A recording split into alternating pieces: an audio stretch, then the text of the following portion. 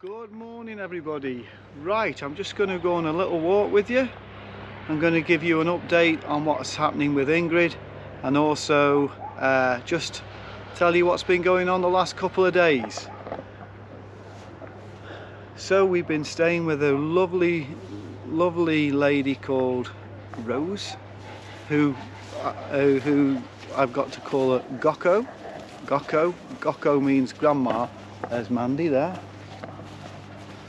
And but I just want to tell you first of all about Ingrid, because I'm sure most of you know that one of the ladies that we've been staying with, wonderful woman of God, tremendous lady, a missionary really, the pair of them are in many ways, started to feel ill when we were going out on the safari, and it got worse and worse, and we just had to make a decision, pray and make a decision about what to do with Ingrid, because it was a 2-hour flight to get to this place. It's in the middle of bush, surrounded by wild animals, and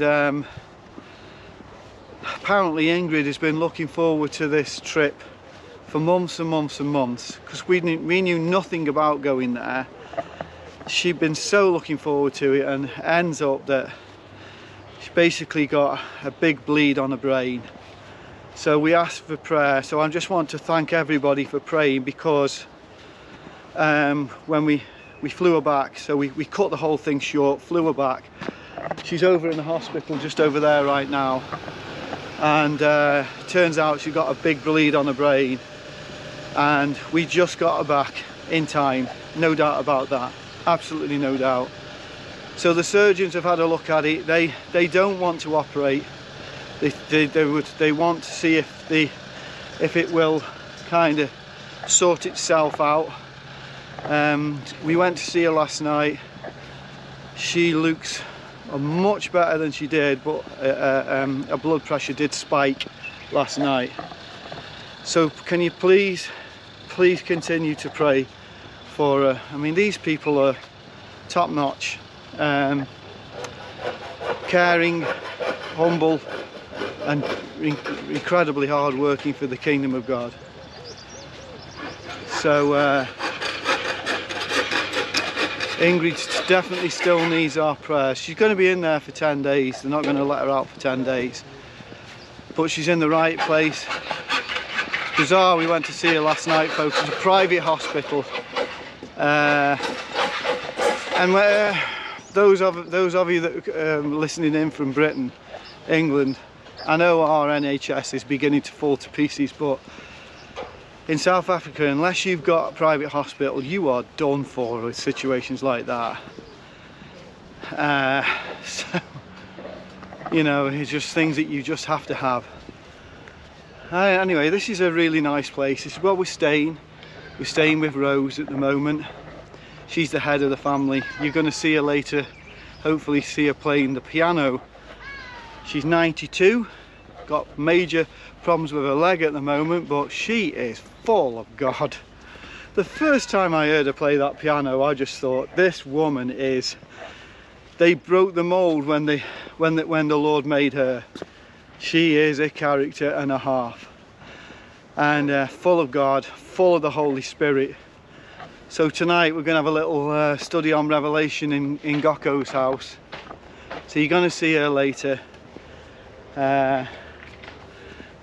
So I just want to thank as well, guys, Bethel, Ball Green. I want to particularly thank Ray and Nick and Caesar for filling in, and by the looks of things, the ministry's gone down really well.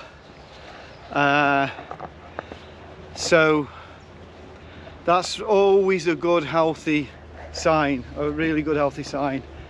And thank you, folks, for allowing us to come out. I know it seems like we've been out for a long time. I can promise you, before God, and He's listening to this entire conversation, we did not come here for a holiday. It wasn't for a holiday. We just felt like we were responding to an open door that had been open for us, and it's been non-stop. This is the first time we've really stopped. It's been non-stop, but we've had an absolutely amazing time. It's been amazing, but I've learned so much about South Africa. South Africa is a very complicated place, full of contradictions and contrasts, and I'll talk more about this when we get back. It's an amazing place in that, you know, the predominant religion is Christianity, and it's kind of like going back to the 1970s in Great Britain, where most people would say they're Church of England. You know, there isn't this hostility towards the gospel or towards the Bible. It's not there. It's remarkable to feel that. But yeah, there's major problems living here. Major problems. And when I was first told about it, people that have been here and done a lot of ministry here were telling me, you know, you need to go around with armed guards and stuff like that. I just thought, that can't be the case. But seriously, I'll show you something in a minute. You gotta be careful.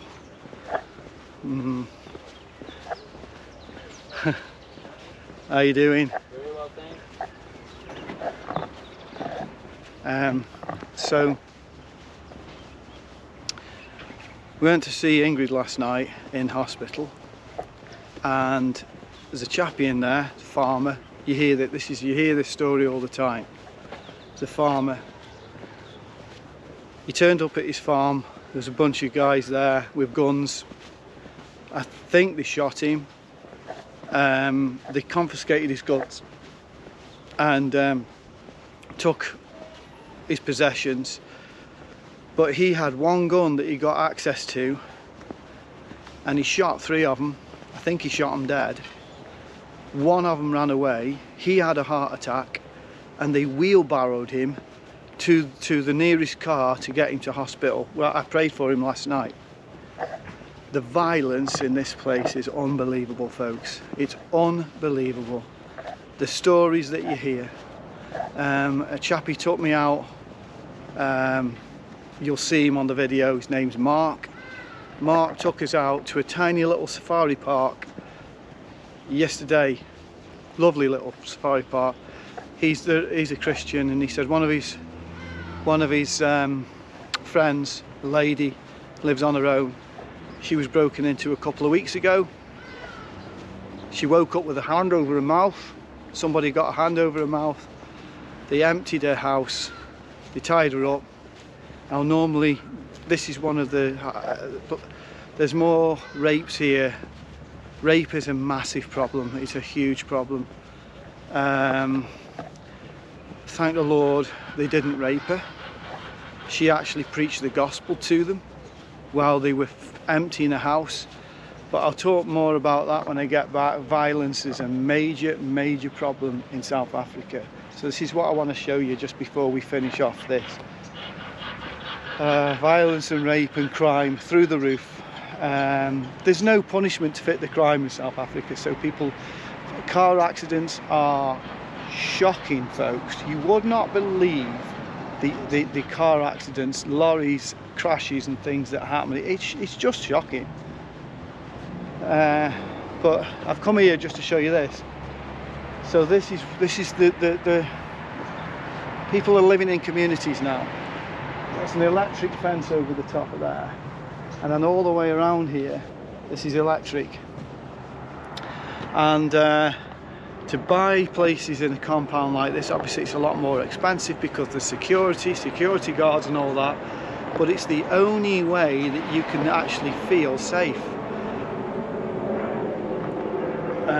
They target people with wealth, so it's a crazy place, I'll tell you.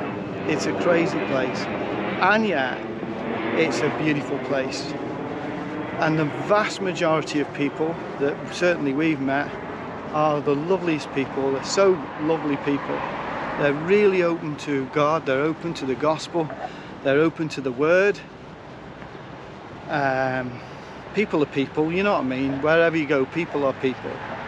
But I'm just giving you some generalizations now. So anyway, we're going to be starting a new study on Sunday. I'll be back, God willing anyway, I'll be back in England with my beautiful wife, and we will be starting a new study. We're going to start in Deuteronomy 28. I'm going to start there. So God is good. Later on today we'll be having a Bible study here on Revelation, and hopefully Gogo is going to play and sing on the piano for us. That's what I'm hoping. Again, thank you so much for praying for Ingrid. Please continue to pray for her. I think I've already mentioned this. Ingrid and Bruce have got 6 children. I think they've got 5 adopted children. There's no difference between them. They love them. We've seen many of their children, and what a family. You would not believe it. What a family they are. They really do care for one another. So they're special. This is the car that we've travelled all over South Africa in. Oh my goodness, have we done some miles, folks. Even I've been driving it. Okay, so I'm just going to show you now a little safari park that we went to yesterday for an hour, and within 1 hour these are the animals that we saw.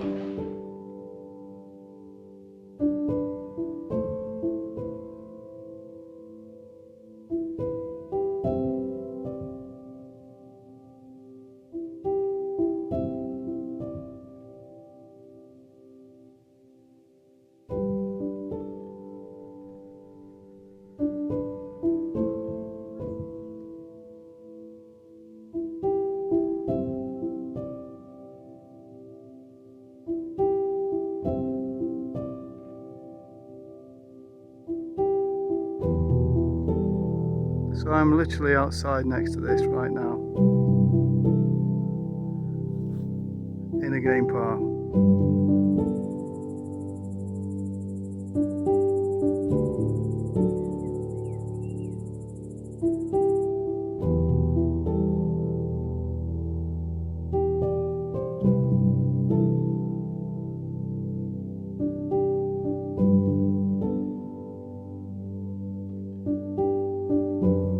That is one big giraffe.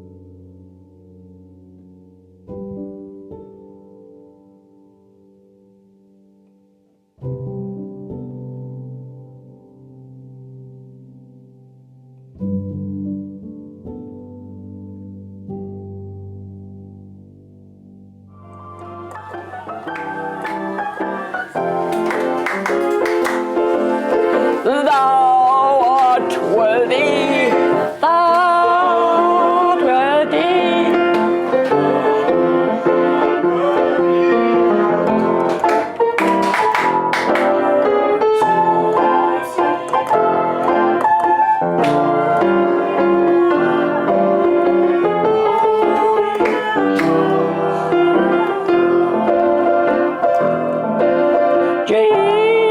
Jesus, we love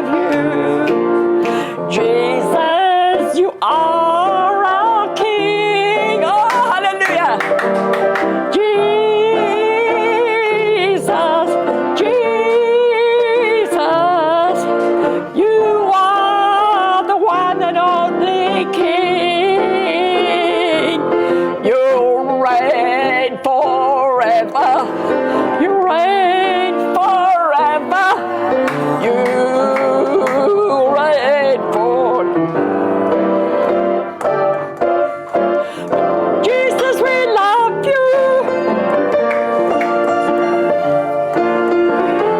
Oh, thank you for your love for all of us.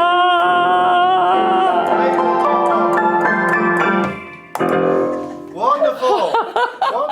My name is Gogo. Gogo. I'm a Zulu lady, a white Zulu lady, Yes. because I speak the language like the Zulus do. And I love the Zulus. So sorry about that, Gogo. So, how many grandchildren have you got? I've got 7 children that were born in 9 years. Yes. And I had 36 grandchildren from that bunch of children. And then I've got 67 great-grandchildren. Incredible. Most beautiful family that Jesus has given us. And we are all well and fit. We've all had our ups and downs, but he brings us back to the ups. Absolutely. We're on the mountain. There are the valleys, but we go through them by the grace and mercy and love of Jesus. And that's about it. I lost my husband 27 years ago, but my children have virtually taken over, looking after me. Of course, Jesus is my bridegroom, Yeah. but my children have listened to him and they've done what he's told them to do. Yeah. Amazing. And I'm a very, very happy and fulfilled widow living in Natal, Zululand. Not Zululand, Natal, Yes. Natal, KZN. KZN. You're a remarkable family. We've spent the last 3.5 weeks going from one family to another family to another family, and it's been, we've learned so much from you guys. We really have, and we'll never forget it. What would you say to people, Rose? What would you say to people that are going through a valley at the moment? I would say your faith must be strong in Jesus. Yeah. If we have faith, he says in the Word of God, that nothing is impossible with God. Yeah. And will he find faith when he comes? Yeah. We have really got to get a relationship with Jesus. Yeah. And if we haven't got that relationship, it's very hard to have faith. Yeah. When you know your God, know your God, you will believe him So and true. you will trust him. Yeah. And I've been through many valleys at the moment, Yeah. but I've come through them victoriously Yeah. because of the love of Jesus Yeah. and our Christ Jesus who died for us Yeah. on the cross 2,000 years ago. Oh, that more people would understand and come to know this glorious God and the life of eternity. How can you not come to Jesus when he says, come unto me who labor and who are tired and who every problem, I will sort it out. Excuse me, not with wealth, but with his love and his grace and his mercy. Wonderful. And I just want to thank Tim and Mandy. They have been a blessing to us. My friend next door, she's just a wonderful woman. She's looked after me with kid gloves. She really, really has. And I've been through a lot. And she has done supper tonight. We've had a celebration of knowing that Donna has been healed. We want to thank Jesus so much that he's brought her through. And I want to we're excited now because we've eaten and we're going to listen to Revelation 4, 5, 6, 7, and 8. That's what we're going to listen to tonight, and we're excited. We're excited what's coming. Great things are coming. Get ready for Jesus. Don't delay. That's about it. Good night.